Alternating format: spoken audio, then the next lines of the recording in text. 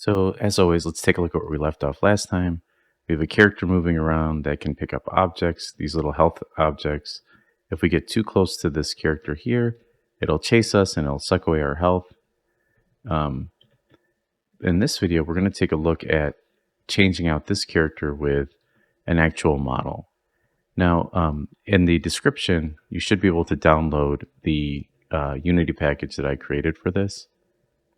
So let's go ahead and right click on assets and then just do import package, custom package. Now I have mine downloaded to my desktop and I'm just going to go ahead and hit import. And this has a collection of a couple animations and a model. I also created this prefab ahead of time, which has this texture applied to it. So I'm just going to drag this into here and then I'm going to reset its position, the character. And here you go. You can see our character. Let's go ahead and hit Control S. Now, if we look at our player here, we need to add all of these components to this new PBA Kid. So it goes back and we need to do a little bit of rewiring. There's another way of doing it where we can just select our player here and you could see there's a capsule and you can drag the models, the mesh, this actual mesh in there, or we could remove. So let's actually go to let's reset our player as well. So it's by our character. You can see it's pretty large. But what we can do is, I think it might be a good way, instead of like removing the easier way is to remove the capsule and then we have all these things here. But I just want to show you how you can transfer attributes through just sort of simply copying and pasting onto a new character. Because what we'll do is we can actually deactivate this player character. And then with our new PBA Kid, we can just go between these and sort of decrease these a little bit. So we need a, we'll go start with just adding a capsule collider, and then we'll just right click on transform and then just paste that as new. And just go through really quickly our rigid body.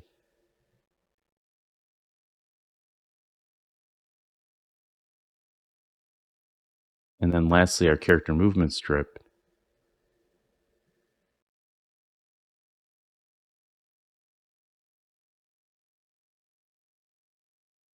Now we want to expand this because we want to make sure that that slider shows up in all this. Now you might have to adjust these attributes because they were kind of based on the size of the other character. Same thing, if we look at our capsule collider here, it's not exactly positioned to our character correctly. So I'm going to reset that for a second and then just play with pulling these values up.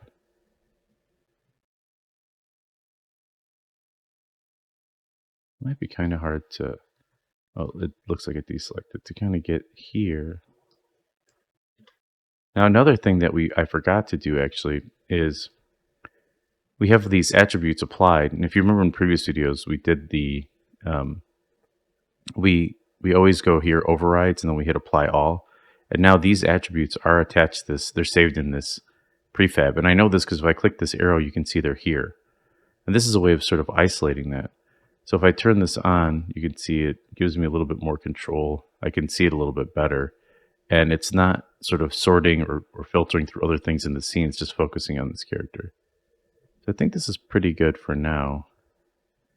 And this gives us sort of a location for our character. Now, rigid body, make sure those same elements or those constraints are checked on. And when you do it this way, where you click this arrow, you don't have to hit the override apply all.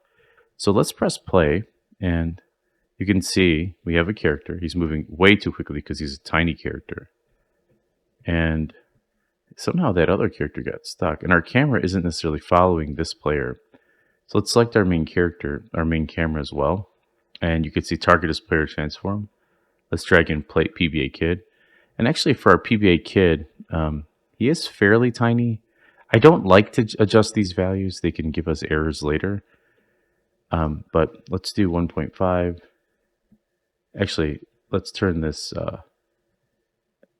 lock on so that it does it for all of them. So here's 1.5. Let's see how this moves. Ooh. So you can see pretty good. So the character moves fairly good. So let's go ahead and save the scene. as week 02. So let's go within our scene folder, and then we have week 02 here. So this is cool because now we're kind of saving off each one, each different attribute. Now in the next video, what we'll do is we'll take a look at how we can trigger some of these movements, like make our character look like it's walking as we're pressing the arrow keys. Also, feel free to like take your speed down to, 8 or whatever, and then also um, adjust your camera, right? We're way too far away from our player here. And so we can take our distance in, play with that height a little bit. And so now we have, you know, something like this. Our character's moving. And I might want to sort of adjust the camera so that we don't necessarily have to rotate it like as our character's moving or as we move our mouse. So like that might be something that we can explore as well, is our ability to adjust, or we'll just learn how to script another camera. Anyway, that's it for hooking up our character. Make sure to save your scene, and then remember those values as you play with it.